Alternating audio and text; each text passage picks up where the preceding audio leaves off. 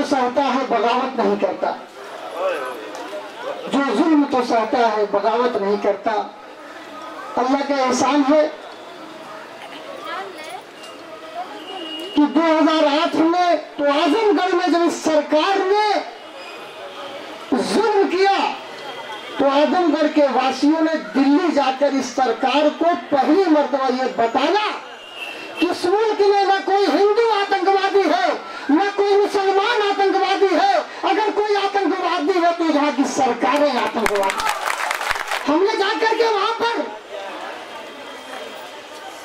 अपनी बनियानों पे हमने लिखवाया, अपनी जर्सियों पे लिखवाया कि हम आजमगढ़ वासी हैं, हम आतंकवादी हो। अगर तुम्हारी माँ ने दूध पिलाया हमें गिरफ्तार करके दिखा दो। हमने जाके ये चैलेंज किया था। हमें बताया गया कि हम लोगों को होम मिनिस्टर से मिलना है। इतनी देर में हमारे कोई दोस्त दिल्ली के बार बार पार्लियामेंट के एसओ से बात कर रहे थे, बार बार वो आ रहा था, बार बार वो जा रहा था। मैंने उनसे पूछा कि बात क्या है, तो उन्होंने कहा कि वो कह रहे हैं कि 2 आदमी आ जाइए, 4 आदमी आ जाइए। और हमारे यहाँ से लिस्ट 12 आदमियों की गई थी जो राष्ट्रीय उलमा काउंसिल के राष्ट्रीय स्तर के पदाधिकारी थे, इसलिए वो 12 आदमियों को इजाजत नहीं दे रहे हैं। मैंने एसओ से फोन लिया, मैंने कहा भैया कौन बोल रहे हो? कहने लगे हम ओएसडी बोल रहे हैं, होम मिनिस्टर के। मैंने कहा भाई अपने होम मिनिस्टर से कह दो कि अगर उसको मिलना मिले, वरना समझ गया कहाँ भेजा था, समझ गया कि नहीं? हाँ, हमको तुमसे नहीं मिलना है। हम वो ताकतवर हैं, हम वो ताकत रखते हैं कि तुमको होम मिनिस्टर से गटर का मिनिस्टर बनाने की ताकत रखते हैं। 2 मिनट में चला गया, 2 मिनट के बाद आता है एसओ, कहता है साहब आप लोग जितने आदमी चाहिए जाके मिलिए, दरवाजा खुला हुआ। इसलिए कि उससे पहले ये मौलाना हजरात जब जाते थे उस दरबार में, कभी प्रधानमंत्री से हाथ मिला लिया, कहीं सोनिया से हाथ मिला लिया, कहीं मुलायम से हाथ मिला लिया, कहीं होम मिनिस्टर से हाथ मिला लिया।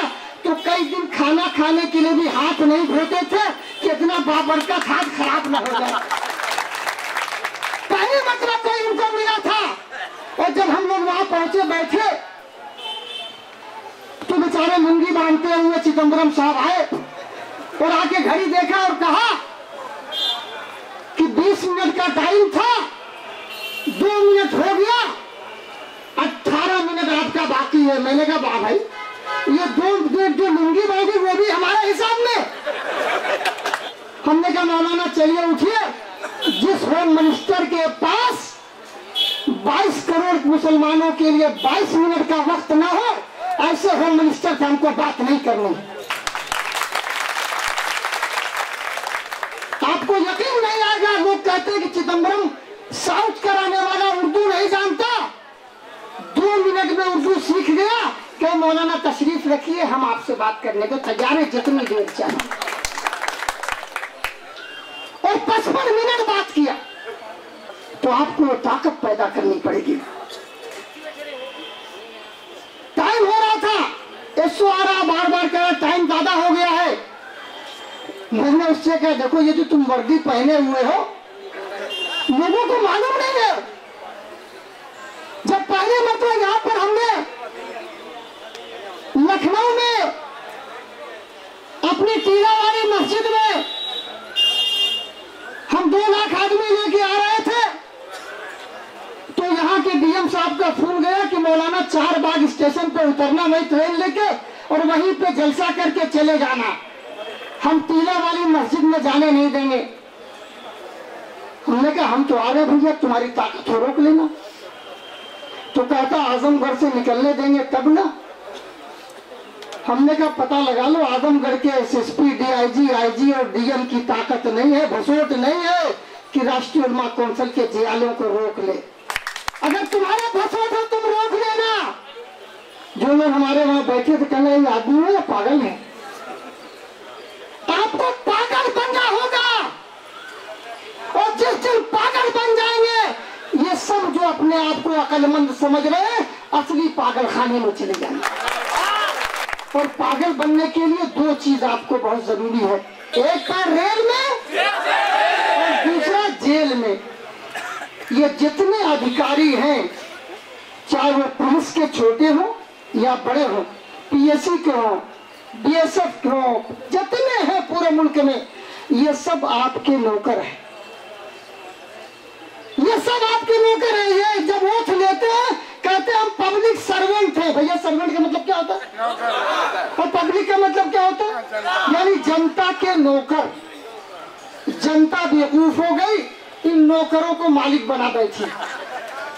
तो जब हमने उनसे परमिशन की बात आई, हमने कहा हमारे हैं, उन्होंने कहा हम आपको परमिशन नहीं देते। याद हुआ अखिलेंद्र भाई ने जब लिख के भेजा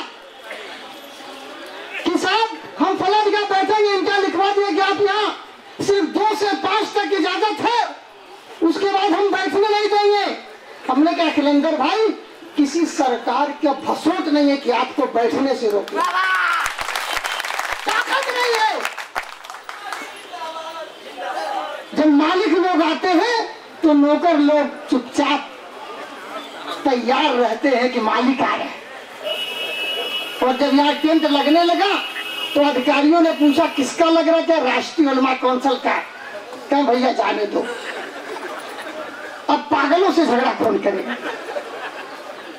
तो जिस दिन पागल हो जाएंगे, उस दिन ये पागल जितने असल जो अक्लमंद मत रहे, सब पागल खाने चले जाएंगे। आप यकीन नहीं मानेंगे, पूरे हिंदुस्तान में 10 स्टेट में उलमा कौंसिल का काम हो रहा है। कोई भी आदमी तनख्वाह का मुलाजिम नहीं है, सारे वॉलंटियर काम करते हैं बगैर पैसे के। और यहाँ पर जितने ये लड़के आए हैं,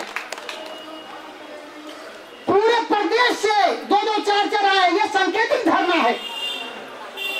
हमने तो 2-2 लाख 3-3 लाख की भीड़ इस सरकार को दिखाई है। जब चाहे बुला ले 5 मिनट में। और चैलेंज करते हैं कि अगर इतनी भीड़, इतनी की बात कर रहा हूं, 2 लाख वाली नहीं, अगर बगैर पैसा दिए समाजवादी सरकार भी इकट्ठा कर दे तो मैं राजनीति छोड़ दूंगा। ये अपना पैसा लगा के आए हैं, ये अपनी रोटी खा के आए हैं, ये किसी नेता की रोटी खा के नहीं आए हैं। ये अपने बाप दादा की ओरिजिनल मेहनत की कमाई लगा करके आए हैं। और तब तक आते रहेंगे जब तक हमारा अधिकार मिल नहीं जाए। हमने अपने बच्चों को, नौकरों को नौकर समझने का गुरु बता दिया है। आज हमारे यहाँ कोई बच्चा पता चल जाता है, मेरे यहाँ पहले लोग टोपी लगा करके थाने नहीं जाते थे कि लोग जान जाएंगे मियाँ आ रहे हैं। एक दिन मैं एक जगह बैठा था जौनपुर में, मैंने पूछा भाई कहाँ जा रहे हो लोग? क्या टोपी लगा ला, टोपी लगा ला अपनी जुबान में। मैंने कहा भाई खैरियत, तो टोपी लगा के कहाँ जा रहे हो? क्या मौलाना थाने जा रहे हैं। मैंने कहा टोपी लगा के थाने से क्या ताल्लुक है? कहने लगे जैसे टोपी लगा के जाते सब कहते उलमा कौंसिल वाले आ गए, जल्दी इसका काम करो। उलमा कौंसिल वाले आ गए, जब तक बैठे रहेंगे रिश्वत का काम नहीं होगा। अब अधिकारियों के यहाँ से रिश्वत अगर ले ली जाती है और पता चल जाता है उलमा कौंसिल का आदमी बीच में आ गया है, रिश्वत घर वापस पहुंच जाती है। ये राष्ट्रीय उलमा कौंसिल ने पैदा किया है। आज हमारे ये किसान भाई बैठे हुए हमारे सामने, मुझे बड़ा अफसोस होता है, रोना आता है कि ये वो लोग हैं कि अगर ये अपना काम छोड़ दें तो हम भूखे मर जाएंगे। हमारे यहाँ रक्षा पे करोड़ों रुपया खर्च किया जा रहा है, अरबों रुपया, 1,75,000 लाख करोड़ रक्षा पे।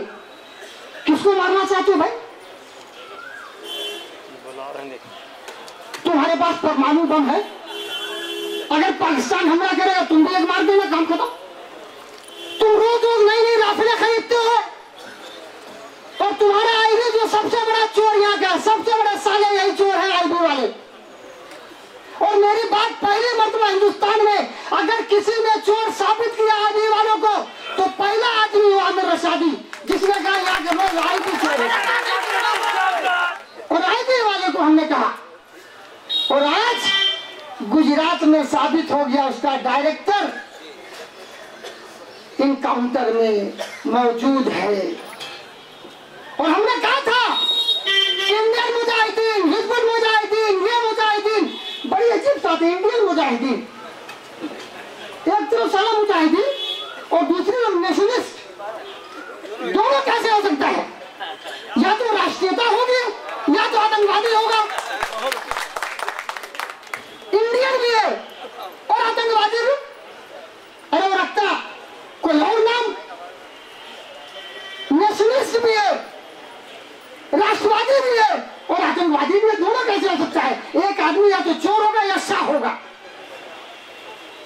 और अगर इंडियन मुजाहिदीन नाम की कोई चिड़िया है और उसका कोई सरदार है, तो केंद्र सरकार में मनमोहन उसका आतंकवादियों का सरदार है।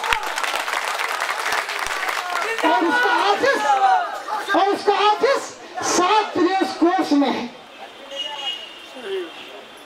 आईबी का काम क्या है? साला बड़ा अच्छा रिश्ता होता है, इसलिए इनको साला कहता हूं। और उससे इनको थोड़ा सबक भी देना चाहता हूं कि जब मैं पुलिस वालों को साला कहता हूं तो उनका चेहरा देखता हूं, उनको गुस्सा आता है। मैं ये साला जानबूझ के कहता हूं। क्यों कहता हूं? कि इन सालों से पूछो कि जब तुम आम जनता जाती है और तुम उनको माँ की गाली देते हो, बहन की गाली देते हो, तो सालों सोचो हमें कितना गुस्सा आता होगा। ये साला इसलिए कहता हूं कि तुम साले में इतना गुस्से में आ जाते हो तो साले तुम्हारी बहन को खोल, हम तुम्हें नहीं छोड़ेंगे। और हमने जैसे किसी ने थाने में इस तरह की हरकत की, पुलिस वाले दरोगा समझता कि केस कर दो। मैंने अपने लड़कों में एक तरीका सिखाया कि जैसे पुलिस वाले एक केस करें, एक केस तुम भी कर दो। इतना केस कर दो दरोगा पे सब मिल करके कि जब वो उधर से गुजरे तो बच्चे चिढ़ा, वो देखो केस जा रहा है। इनका इलाज ये, इनको केस बना दो। केस का मतलब समझते हो ना? हाँ, इनको इतना बड़ा केस बना दो कि आखिर में नौकरी चली जाए। ये जो अंबानी, फलानी, ढिकानी, जवानी, बुढ़ापा, ये कोई टैक्स नहीं देता, ये सब साले चोर हैं, सब चोर हैं। लिखा जाता है ये टैक्स देते हैं। ये अगर 5 करोड़ रुपया टैक्स देते हैं तो 50,000 करोड़ रुपया गवर्नमेंट से दूसरे बहाने ले लेते हैं। टैक्स आप देते हैं। आप एक लुकमा खाना खाते हो, 1 किलो चावल खरीदते हो, टैक्स देके खरीदते हो। चटनी खाते हो, प्याज रोटी खाते हो, वो सब टैक्स दे करके खाते हो। ये जितनी वर्दियां हैं ये पहले हुए हैं ना, अगर अपना टैक्स वापस लो सब महंगे नजर आएंगे।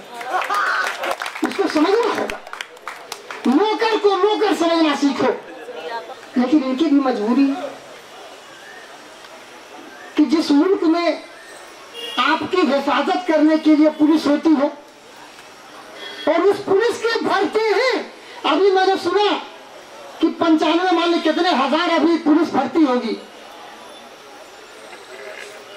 अब लोकसभा के इलेक्शन की तैयारी है तो पैसा बहुत खर्च होगा, तो पुलिस की भर्ती जो होगी, आप पता लगा लो, मैं बहुत से ऐसे लोगों को जानता हूं, अपने पुलिस के भाइयों को, कि 5-5 लाख, 6-6 लाख, 7-7 लाख रुपए दे करके भर्ती होती है। होती कि नहीं होती भाई?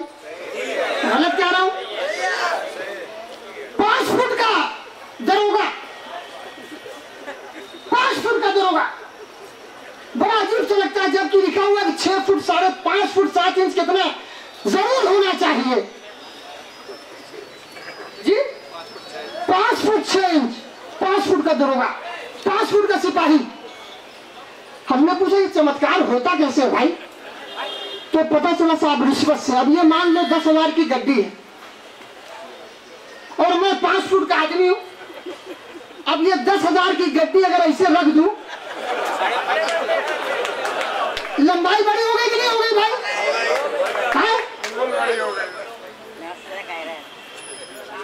आप जो यहाँ इकट्ठा हुए हैं, जो विकल्प की बात हो रही है, ऐसी हुकूमत आनी चाहिए कि जब पुलिस की भर्ती हो तो छाती नापी जाए, सीना नापा जाए, लंबाई नापी जाए, लॉन्ग जंप नापा जाए, दौड़ नापी जाए, उसका जेब न नापा जाए। ऐसी सरकार आनी चाहिए। और जब आप उससे 6 लाख रुपया ले लोगे तो 6 लाख अगर ईमानदारी से बैंक से अगर आप लोन ले लो तो 15 छक्का 90, बल्कि और ज्यादा हो गया मेरे समझ से। 90,000 साल पुलिस की तनख्वाह कितनी? पूरी जिंदगी बैंक का इंटरेस्ट देते गुजर जाएगा। एक पुलिस वाला मुझसे कहने लगा, मौलाना मजबूरी है घूस लेना। मैंने कहा क्यों? कि वो वाला इंटरेस्ट देना तो अलग है, माँ बाप जिसने पैदा किया उसको खर्चा देंगे। मैंने कहा जरूर देना चाहिए, कि एक खर्चा वहां देते हैं, बच्चे थोड़े बड़े हुए तो शहर में लाके पढ़ाने के लिए उनका इंतजाम करते हैं, दूसरा खर्चा। और जहां पर ड्यूटी होती है, इसलिए कि होम टाउन ड्यूटी होती नहीं, वहां पर खर्चा। तो 3 खर्चा एक आदमी कैसे बेयर करेगा जब तक कि 2-3 तरफ से कमाई ना हो। होम टाउन पूरी दुनिया में पुलिस की ड्यूटी होम टाउन में होती है। मैं अगर पुलिस वाला हूं और मेरे मोहल्ले में ड्यूटी कर दी जाए तो भैया कोई चाचा लगेगा, कोई मामी लगेगी, कोई फूफिया लगेगी, कोई फला लगेगी, कोई बहन लगेगी, कोई भाई लगेगा, कोई नाना, कोई दादा। मैं रिश्वत किससे लूंगा भैया? ले पाऊंगा? एक मेरी एक बंदा है कि विकल्प जब हो तो घर पे ड्यूटी हो, 3 खर्चा करने की जरूरत ना हो। सबको सब अधिकारों से वंचित है। तो मैं ये कह रहा था कि जो 1 लाख इतना करोड़ रुपया रक्षा पे खर्च किया जा रहा है, अगर आप तैयार हो जाए, जनता तैयार हो जाए। एक दिन तैयार हुई थी जनता पार्टी की, 2 दिन में हुकूमत बन गई। तो यहां जितने लोग इकट्ठा हुए हैं, सीपीएम के लोग हों, आईपीएफ के हमारे अखिलेंद्र प्रताप जी हैं, कौशल किशोर जी हैं, मंत्री रहे हैं, लेकिन अभी मैं जानते हुए 3 टाइम आराम से खाना खा पाते हैं कि नहीं पता नहीं मुझको। दारापुरी जी हैं, शुएब साहब हैं, कैसे जी रहे हैं, लेकिन कभी इन्होंने कॉम्प्रोमाइज नहीं किया।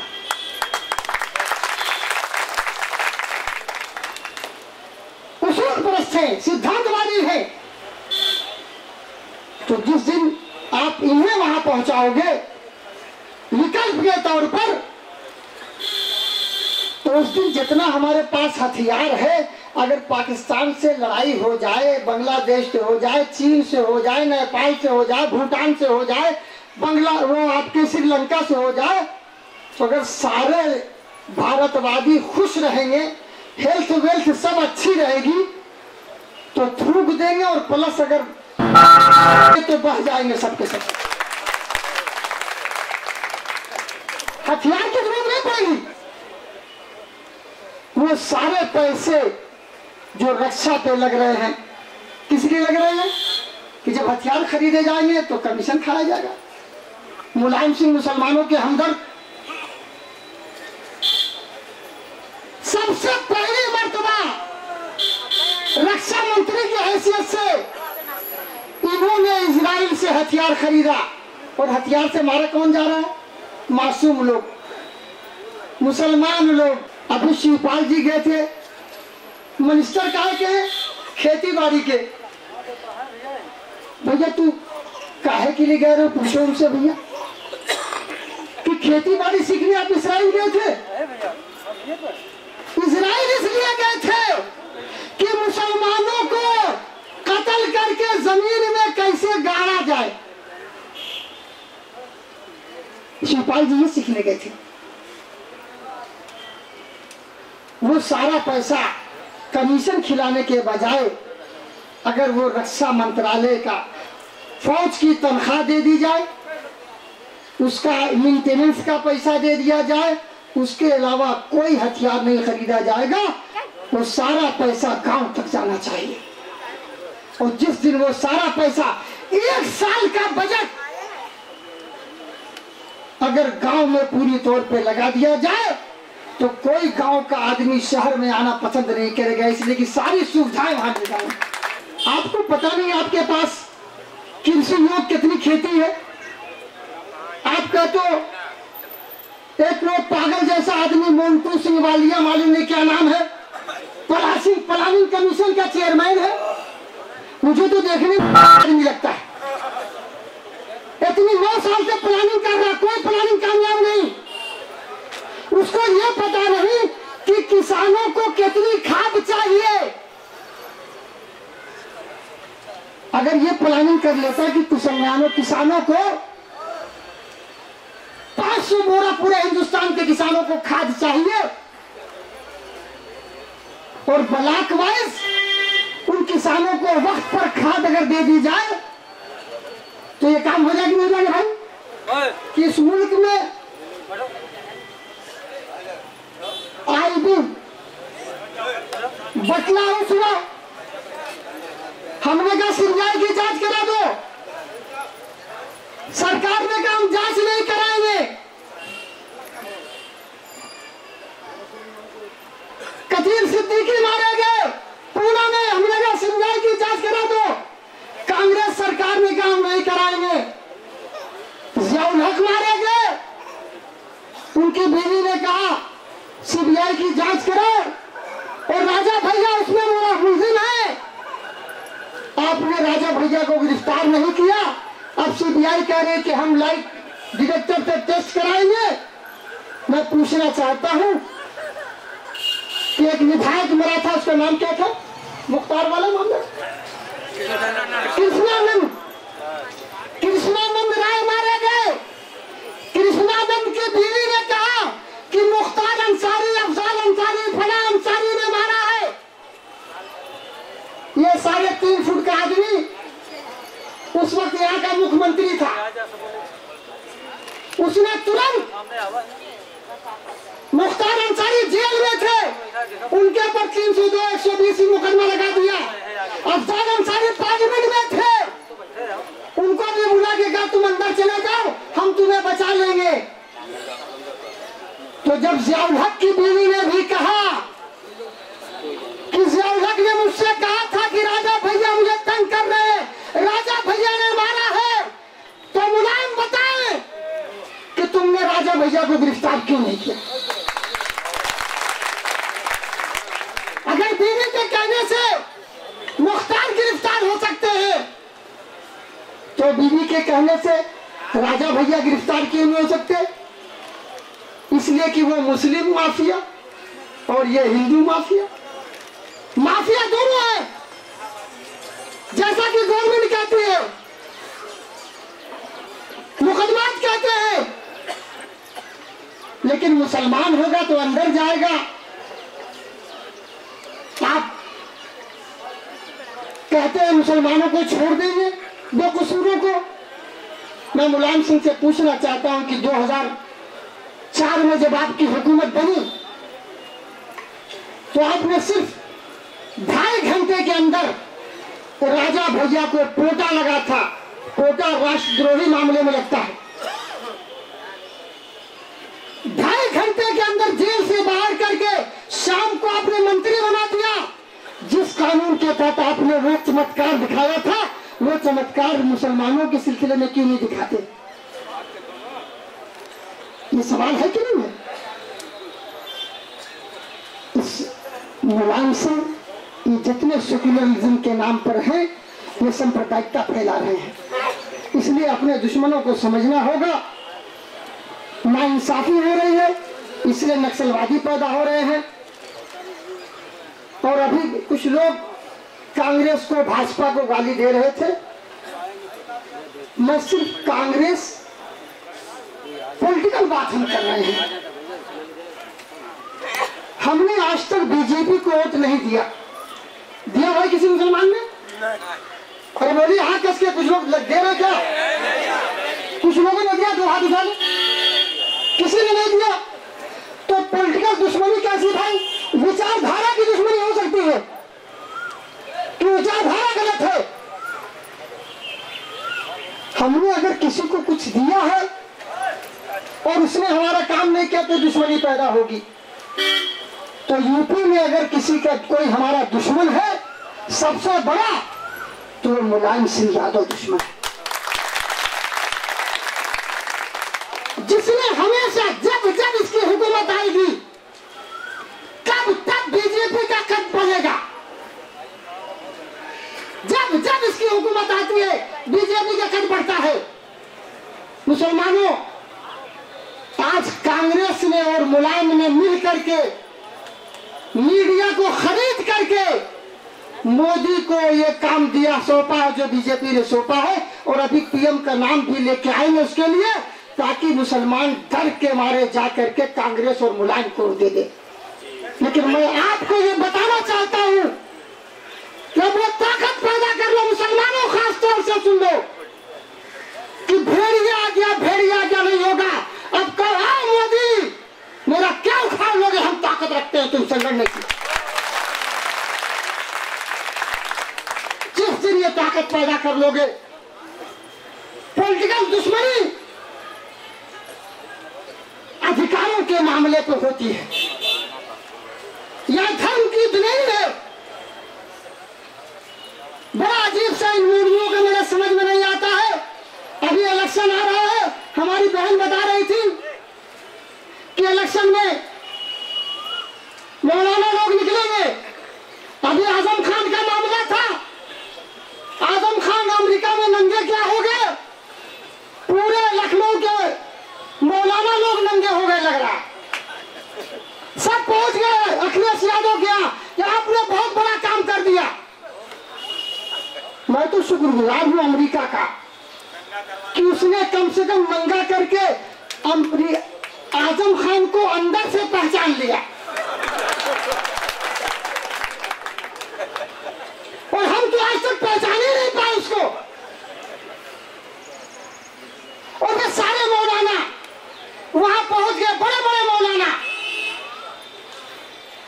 शर्म नहीं आती इन सबों को।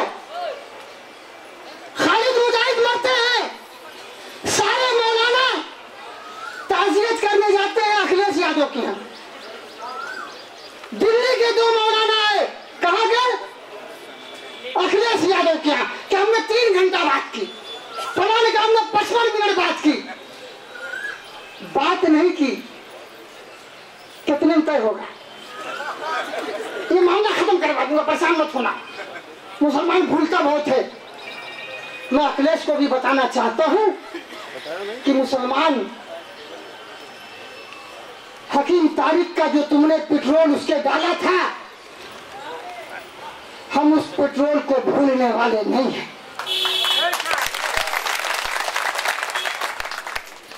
हम ताकत पैदा करेंगे।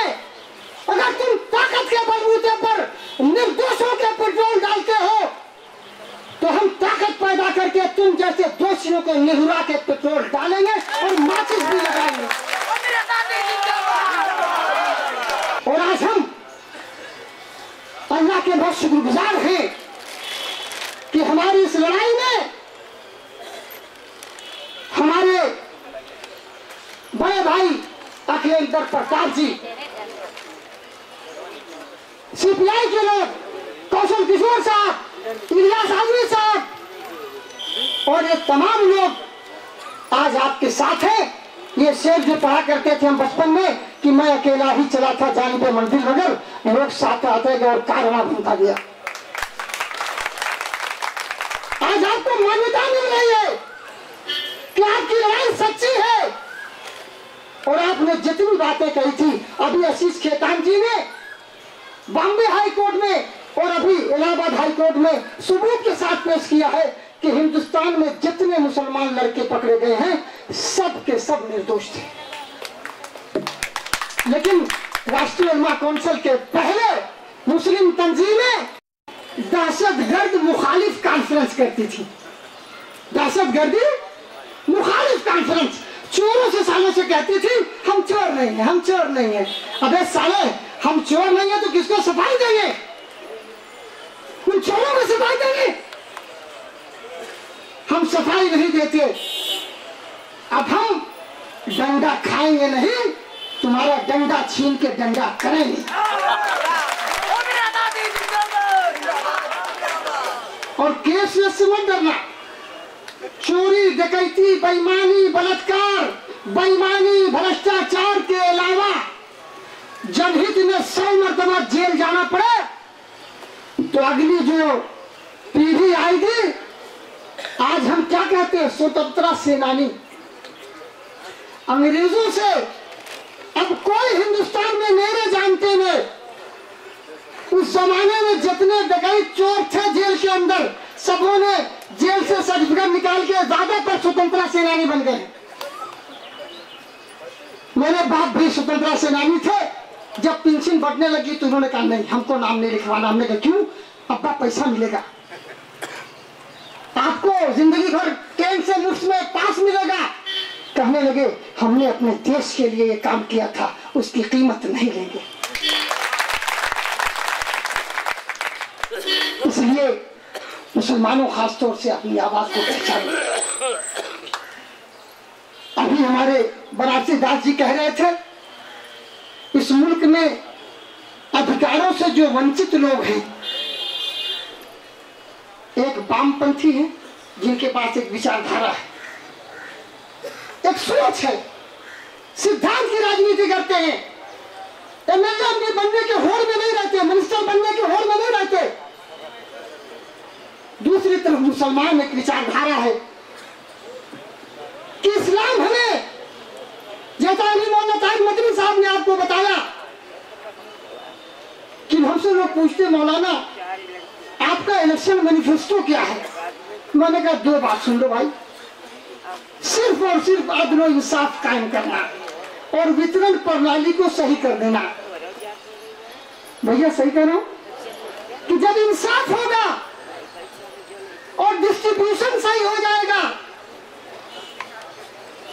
हम चाहते हैं कि जो ये गांव में लाल कार्ड बनता है बीपीएल वाला, तो आप पता लगा लीजिए 80% अगर 100 कार्ड किसी गांव में बना है तो 80 के 90%, 95% अमीरों को बीपीएल कार्ड दिया जाता है। गलत कह रहा हूं भैया? अपनी सरकार लाओ, जो सेक्रेटरी, जो प्रधान और जो वीडियो उस पर साइन करेगा उसकी साले की 5 साल तक जमानत नहीं होगी। पास करेंगे। और जिस दिन मुझे इमरजेंसी याद है, लोग बड़ी इमरजेंसी को गाली देते हैं, मुझे इमरजेंसी ने कुछ सिखाया।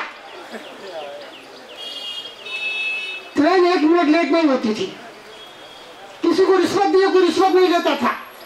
9:30 बजे ऑफिस का टाइम है, 9:25 पे आगे बैठ जाते थे।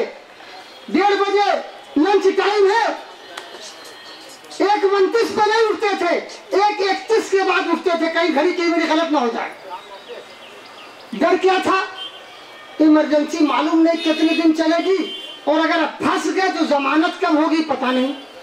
सिर्फ एक डर था, जिस दिन कानून का राज हो जाएगा, जिसके लिए हमारे भाई ने ये 10 दिन भूख हड़ताल की है, उस दिन ये सब के सब दुरुस्त हो जाएंगे। आप थाने जाएंगे तो दरोगा उठ के खड़ा होगा, इसलिए कि वो जानेगा कि मालिक आ गए हैं, नौकर को खड़ा होना पड़ेगा और खड़ा नहीं होगा तो नौकर को निकाल दिया जाएगा। जिंदाबाद जिंदाबाद जिंदाबाद। ये इस तरह की सरकार की बात हम करने आए। वक्त लगेगा, लेकिन अगर जनता चाह जाए, आप चाह जाए, ये काम 1 दिन में हो सकता है। हो सकता है कि नहीं हो सकता भाई? हो सकता है कि नहीं हो सकता? तो आपको इसके लिए तैयारी करनी होगी। एक अहम मसला 341 का है, आज यहां तय करके जाइए कि अगर ये तमाम बातें मानी रह गई और समाजवादी सरकार प्रदेश की और पहली वाली बात 341 की केंद्र सरकार से उसका मामला है। तो जब विधानसभा का सत्र अगला होगा और हमारी ये मांगे पूरी नहीं होती हैं तो विधानसभा घेरा जाएगा। इस विधानसभा को चलने नहीं देंगे, मंत्रियों को अंदर घुसने नहीं देंगे अगर हमारी बातें नहीं मानी जाती हैं तो। ये तय करके यहाँ से जाएंगे और ये करके दिखाएंगे, ये करके दिखाया जाएगा इंशाअल्लाह। 341 का मामला है। हमारे बीजेपी के नेता लोग कहते हैं मुसलमानों को धर्म के नाम पर लेने नहीं देंगे। भाई अच्छी बात है भाई, हम तुम्हारे साथ हैं, हमको धर्म के नाम पर लेने मत दो। लेकिन 1950 से नेहरू आतंकवादी ने सबसे पहला आतंकवादी को हिंदुस्तान में है तो नेहरू आतंकवादी है, जिसने मुसलमानों को इस अधिकार से वंचित किया कि जो मुसलमान, उसने हिंदू लफ्ज लिख करके रिजर्वेशन की पाकीज़गी को नापाक बना दिया। अगला इलेक्शन मुसलमानों, अगर 341 में मुसलमान और ईसाई का नाम नहीं आएगा तो ये तय करके यहाँ से जाना है कि मुलायम, मायावती और कांग्रेस जो मुसलमानों को धोखा देते आ रहे हैं, अगर इस मसले को इन लोगों ने हल नहीं किया तो इनको कोई आए कोई जाए, भाग न जाए, हम इन लोगों को सरकार में आने नहीं। हमें अपने हक को इस इलेक्शन के पहले लेना बहुत जरूरी है। अगर आपने 341 से लफ्ज हिंदू हटवा दिया तो मैं बीजेपी के भी अपने साथियों से कहता हूं कि अगर तुम बेईमान नहीं हो तो तुम्हें आगे बढ़ करके इस मामले में आगे बढ़ना चाहिए, इसलिए कि तुम सबसे बड़ी अपोजिशन पार्टी है और उसको आगे बढ़ करके इस धर्म के नाम पर जो मुसलमानों के साथ बेईमानी हो रही है उस बेईमानी को खत्म करने के लिए आगे बढ़ो। और बहुत दिनों से हम सोचते हैं कि माननीय अदालत माननीय उस वक्त होगी जब ईमानदारी का काम करेगी और जब अदालत ये कहेगी कि बाबरी मस्जिद का फैसला हमने जन भावना को देख के कर दिया है, ऐसे जज साले की ऐसी भी तैसी।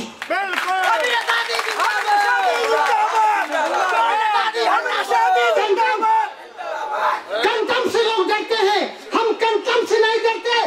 चोर को चोर कहेंगे, चाहे वो अदालत हो, चाहे वो सरकार हो, चाहे वो आम आदमी हो, चाहे वो पार्टी हो। अदालत माननीय कब होगी? जब वो ईमानदारी से काम करेगी। कंटेम्प्ट होगा, जेल जाने को तैयार है,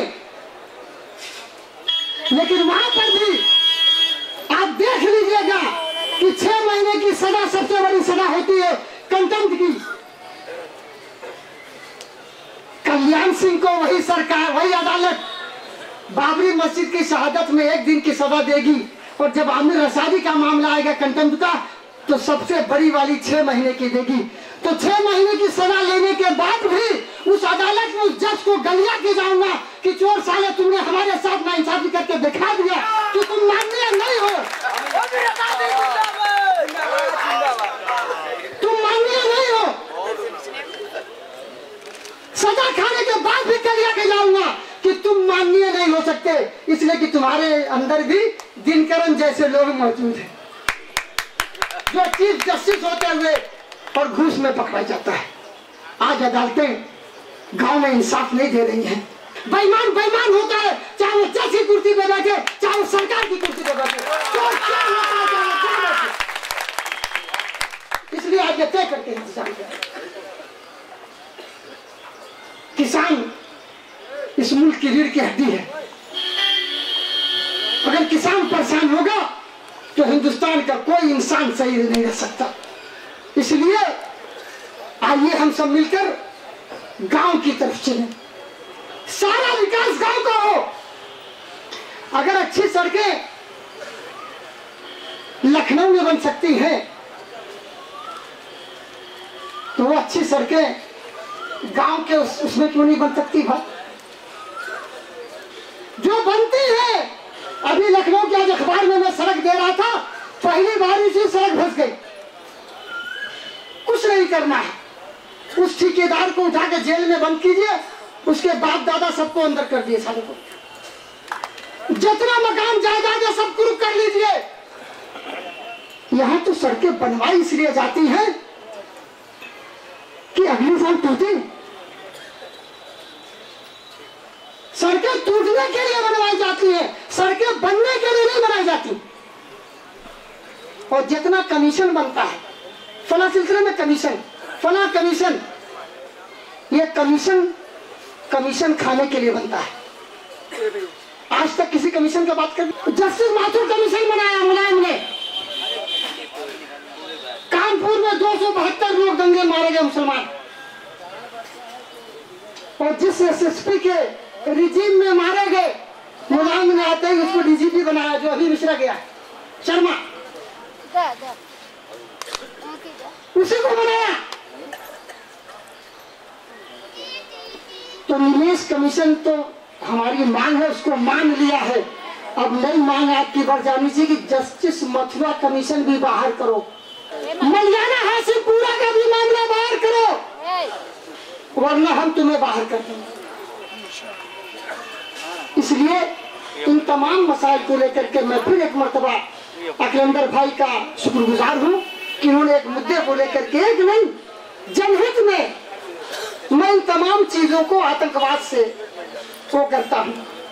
बिजली की दर बढ़ी, 3 लोग होते हैं, आतंकवादी, आतंकित लोग। आतंक होगा तो आतंकवादी होगा करने वाला, और कोई आतंकित होगा जिसके पर असर पड़ेगा। तो ये जो बिजली, अवैध खनन, मजदूरों की ठेका मजदूरी, बिजली दरें, तमाम चीजें हैं, ये सरकारी आतंकवाद है। तो सरकार आतंकवादी, बिजली की दर बढ़ाई, आतंक किया, तो आतंकवादी कौन हुआ? सरकार। आतंकित कौन हुआ? हम आप। तो ये सारी चीजें एक आतंकवाद है सरकार का, और आतंकित हम हो रहे हैं। इसलिए मेरा अपना मानना है कि इस मुल्क से आतंकवाद को खत्म करना होगा, और अगर आतंकवाद को खत्म करना है तो यहाँ की सरकारों को खत्म करना होगा। आखिरी बात ये कह के कि जो लोग मुसलमानों को कहते बड़े कमजोर हैं, दलितों को कहते बहुत कमजोर लोग हैं, जात बिरादरी के आधार पर फलाने बड़े मजबूत हैं, तो वे सुन ले कि सब सितम वाले कमजोर समझे थे जिसे, उसने गुलशन ने हंगामा मचा कर रख दिया। सब सितम वाले कमजोर समझे थे जिसे, उसने गुलशन में हंगामा मचा कर रख दिया। सारे तूफान चुप रहे, सारी आंधियां बैठी रही, एक तितली ने दरख्तों को हिला कर रख दिया। एक तितली ने दरख्तों को हिला कर रख दिया। तो यहां से मैसेज लेके जाइए कि तूफानों से आंख मिलाओ, सैलाबों पे वार करो, तूफानों से आंख मिलाओ, सैलाबों पे वार करो, मल्लाहों का चक्कर छोड़ो, तैर के दरिया पार करो, तैर के दरिया पार करो।